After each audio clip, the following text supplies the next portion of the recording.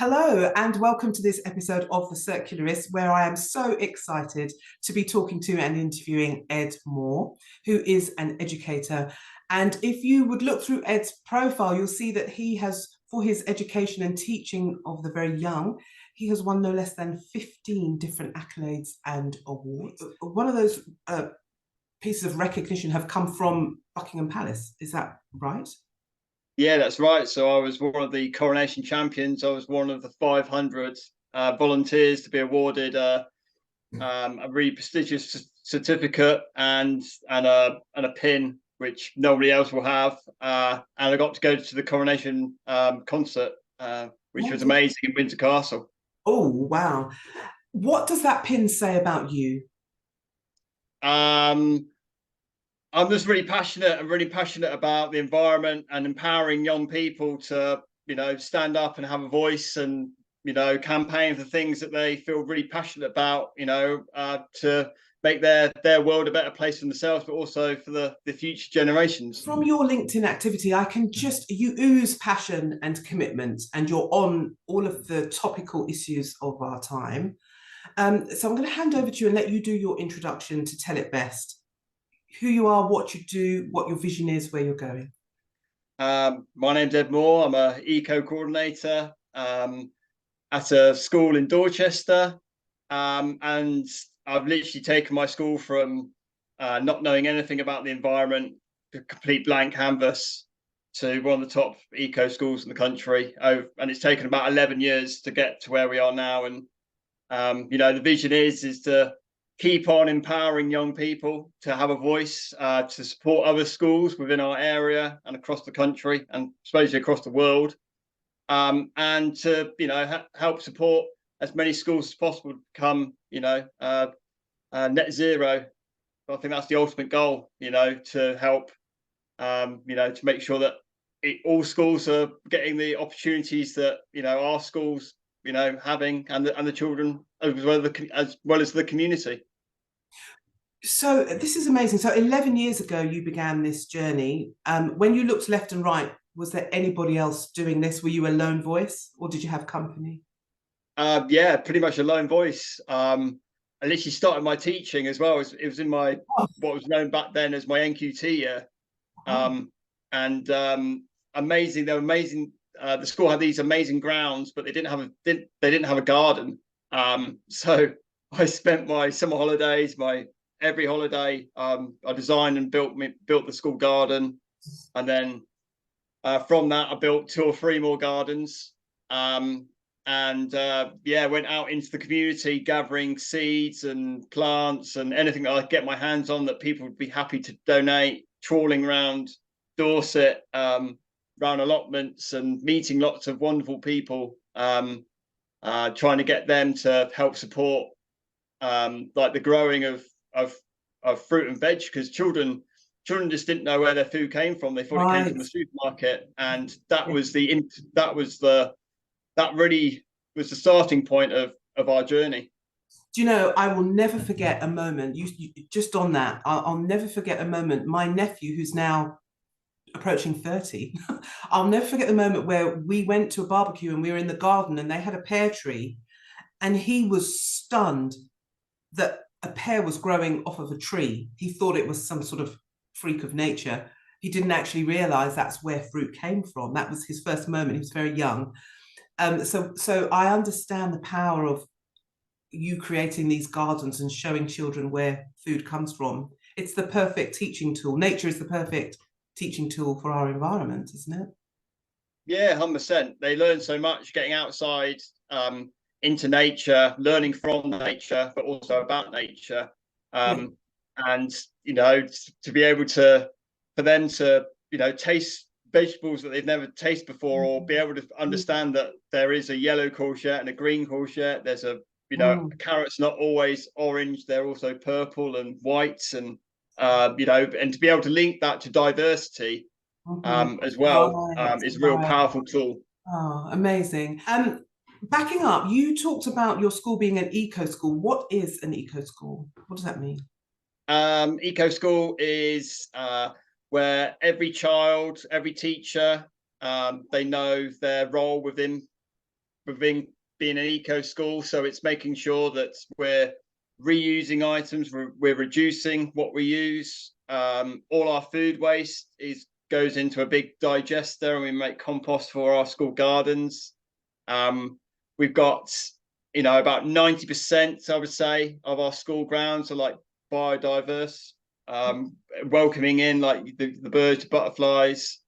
And I suppose it's educating children about their environment and about nature, and making them understand how to look after their planet, so then they can teach others, whether that's going home and telling their families or to people across our community. Yeah, I want to ask you something. So are these young children aware of the danger that we're in? Because eco angst is a real thing. How do you manage their mental health and the sensitivity around this whole matter?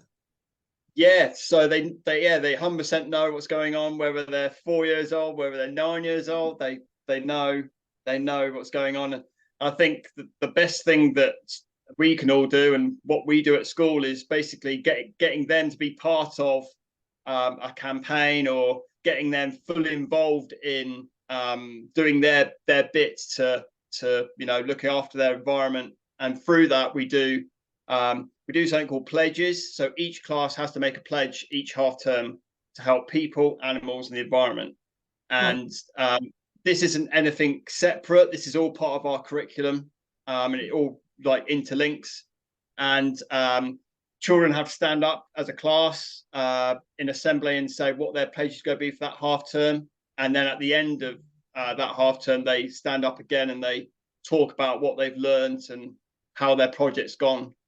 And it can be anything from tidying their local community, so litter picking, and then putting up some posters, and then doing a big sort of PR event, and then coming back 2 weeks later to see if it's worked. Encouraging the community to feed the birds.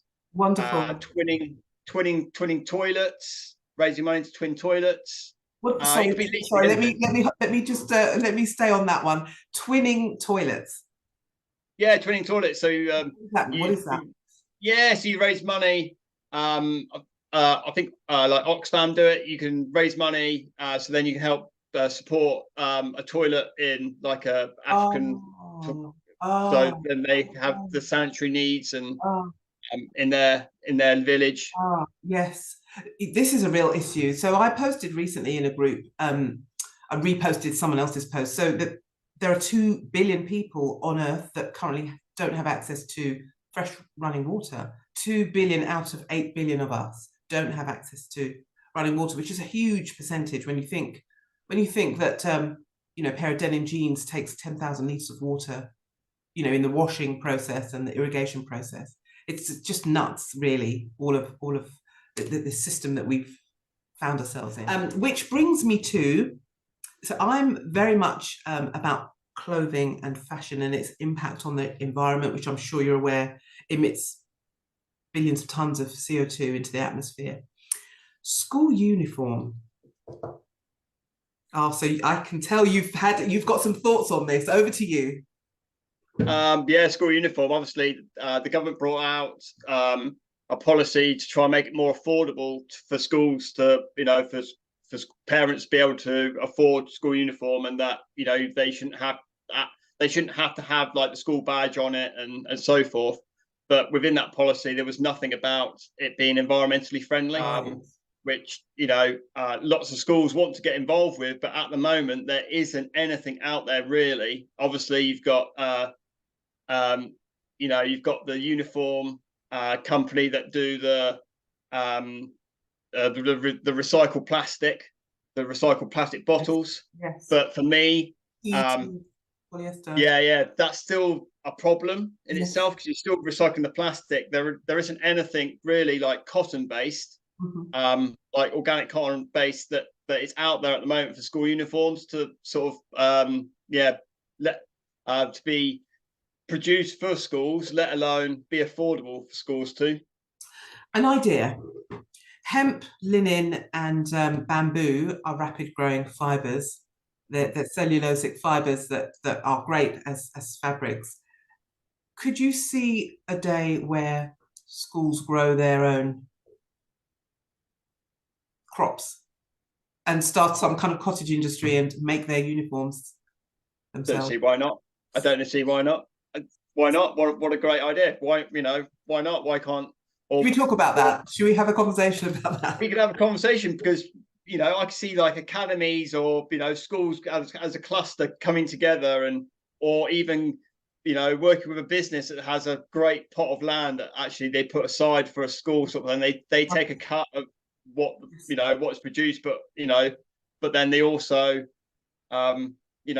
yeah, this could be a good entrepreneur sort of business. A good collab, because Yeah, these fabrics will biodegrade. If they were, God forbid, to end in the ocean, they would just biodegrade without poisoning anything. They wouldn't end up as microfibers in babies' blood. All of the issues that we have with polyester now. We need to actually go there at some point as a human species. We need to go there at some point. So why not now? But I'm so pleased to hear that you're on this and thinking about school uniforms, because it's a big issue. I don't know what the volumes are, but I know that public spending is the biggest consumer of virgin fabrics in this country. So it's something to look at. yeah, definitely. And I'm surprised as well. I'm surprised that there hasn't been a company that's thought, God, let's do something a bit different. Let's do a sustainable uniform other than reusing recycled plastic sort of thing. And Yeah. let's think more outside the box, but also Yes. make it affordable, because there's definitely a niche in the market for this. Like, There is, just yes. need somebody to try and work it out. What else is going on in your world? What do you want to share with us? We've done a huge project recently, been looking how we can get children out into nature, which is really important. And I've done a big project using nature journals. Okay. And I didn't realize how much of a big impact it was going to be. Children going out, literally talking 5 and 6 year olds going out and getting to know what the names of the wildflowers and the trees are in their school grounds, but then being able to take that context and be able to name the same wildflowers and trees in the community, or going to a wildflower meadow or a woodland. Nice. And yeah, it's been amazing because It's a lost art, I think. Yeah, 100%. Wildlife. Yeah, it's helped me. Some of the names I didn't know, and get to learn some facts. And everyone can see from my LinkedIn, I've put some posts up the last few weeks about with the children's work. Yes. And I think that they've chosen, they've wanted to do this rather than playing on the iPads or getting the Lego out. They've wanted to go outside and see what else they could discover using the old iPad app, and which helps you identify what's out there. You take a little picture and then it tells you what there is. You're obviously doing amazing, groundbreaking, pioneering work with your school.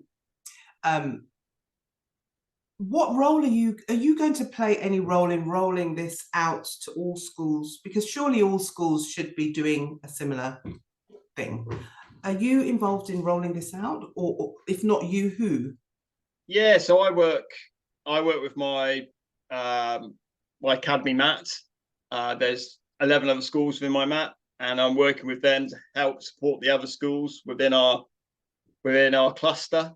But I also, I'm always helping other schools through my consultancy to help put together strategies for their schools on what I've learned, because obviously, I've learned over time what works, what doesn't work. Right. More than happy to help and support schools and educational settings to help them become like an eco school. Guide them through guide them, yeah, exactly. Guide them, yeah, what they do. But I also work with other industries like media companies, educational businesses who are always interested to try and work with schools to put together maybe an animation, but they want it linked to like the national curriculum. Yeah.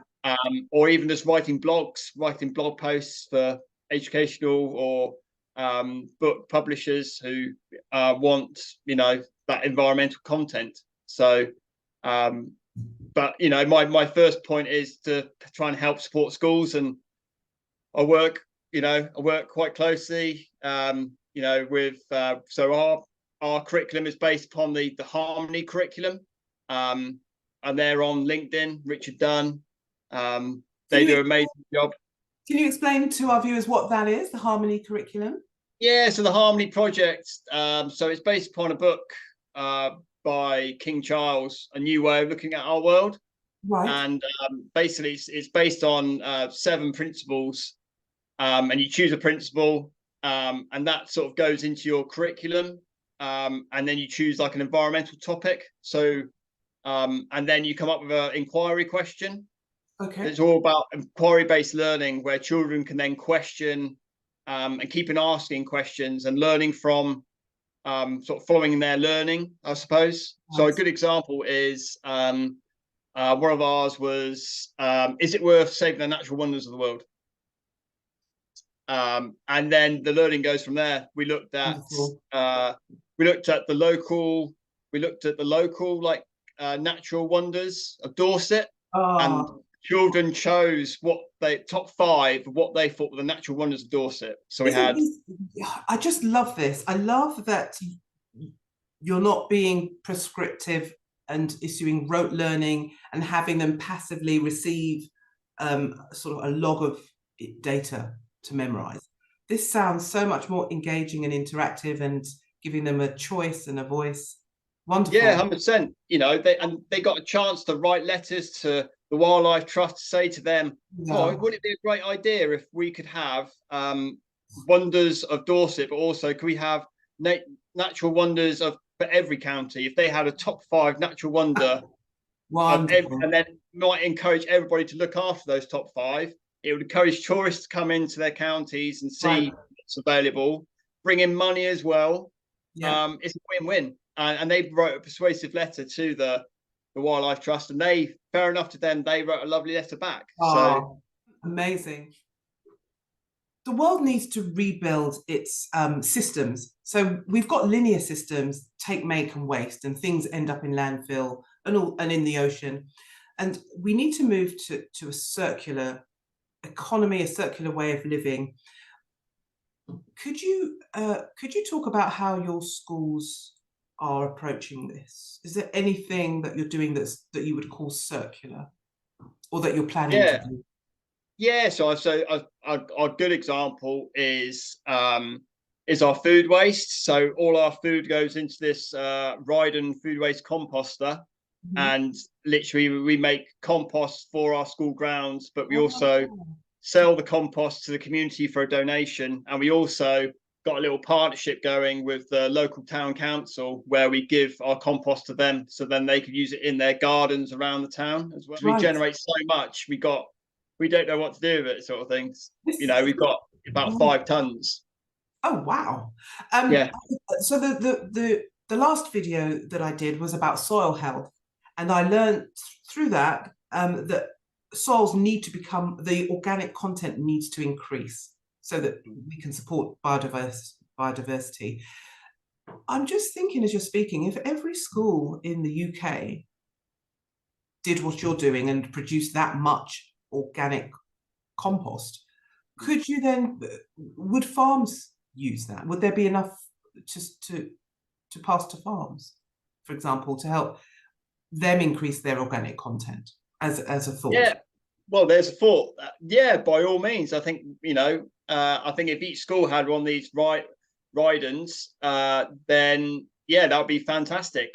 You know, more and more schools within our area are getting them on the back of what, you know, on the back of what we're doing. And it, you know, it also teaches the children about life cycles, that you know, it's all one continuous circle, and that really then goes really well with the circular economy. And that's a really good booking, and it's an educational one as well. It's there, they can go and see it every day and see it working, and fully understand it, and then they can then go on to other things like fast fashion. We did a project about fast fashion, and then a couple of years ago, and then that's when we had our second-hand store going with the PTA.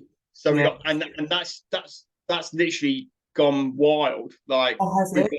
got it's really popular. Oh, More wow. popular than people buying new clothes now. People Ooh, just don't buy the new ones. They're all washed and they're all beautiful. fixed. If a button's missing, someone comes in and repairs them, Yes, and then they can be used. Yeah, be used again. and so would you put its success down to the fact that first you were able to effectively educate people as to what the issue was? Did that come Yes. first? Yeah. Yeah. Right. I feel strongly that awareness has to come first before the habit change. Yeah. I've seen this now this recurring habit change, which is amazing. Very Yeah. encouraging to hear. Yeah, very encouraging, and it, obviously it's good to have someone passionate like me leading it, but it comes down to the children understanding the whole circular, and then the circular process, but then going home and telling their parents about it, and then them feeling really passionate Yes, about it and saying, yes, come on, mum and dad, we yes, need to do our bit as well. We don't need to go out and go yes. down to H&M or Primark or something like that to go and buy our clothes. We could go to secondhand shops. Right. There's other things, we could have Vinted, we could have other places to find our clothes, and that Absolutely. change is happening. I think in the last, Wonderful. particularly in the last 18 months, there's definitely been a change in people's mindsets, not just in our school, but I think local community and afar. Amazing to hear. You're so inspiring. Love is my favorite word, and I couldn't help but notice it plastered on the wall behind you. If you could just move over, let's see it right. Why have you got why is that an important word to you? I know what it means to me, but I know it sounds like an obvious question, but why? Well, in so many contexts, really. Really important that you love yourself and you have self-love and you look after yourself. Make sure you give yourself time to enjoy life, and there's only you only have one life. It's really important that you spend that time looking after yourself, but also the love for the environment, the love for people that are Right, close to you, and people that live far away as well. right. I think love just brings so much context to many things Yes. that we're all involved with. I feel that love is not inseparable from this fight to save humanity from the worst impacts of climate change. Part and parcel of the same thing. It's an endeavor, a love endeavor, right? Yeah, definitely, and it all interlinks. We all interlink. Yes. We're all together. We're all one at the end of Yes. the day. I One think race. yeah, Ubuntu. I think another word of mine is Ubuntu. We're all Oh, yes, yes, all yes. linked as one. All- Yeah, so yeah. yeah, it's a fantastic word. I'm so glad that we have this chat. There's so much there that's going to be valuable for people to hear and listen to, and so many innovation opportunities that we've talked about that people can sort of listen to and jump into if they want to and run with. But I'd love to talk to you some more about school uniform and growing our hemp and linen and all that sort of stuff. We can ideate maybe, see what's possible.